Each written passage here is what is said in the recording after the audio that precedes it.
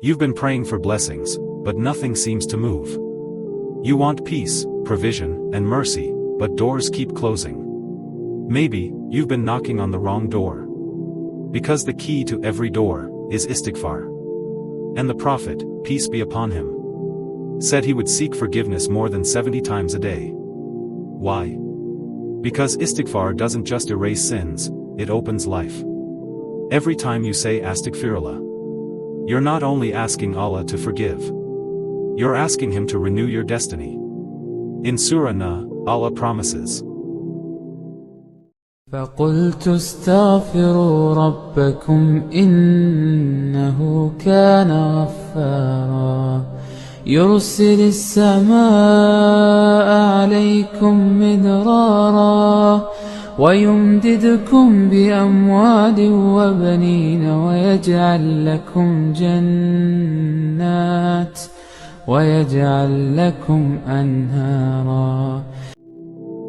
I said to them, seek forgiveness from your Lord, indeed, He is ever forgiving. He will send rain from the sky upon you in abundance, and give you increase in wealth and children, and provide for you gardens and rivers.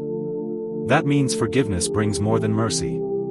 It brings rizq, peace, rain, hope, and healing. When your heart feels dry, when your du'as seem unanswered, try watering your soul with Istighfar. The Prophet, peace be upon him, who had no sins, still asked for forgiveness daily. Why? Because Istighfar isn't just for sinners, it's for believers who want closeness. Every Astaghfirullah cleans a stain you didn't know was there.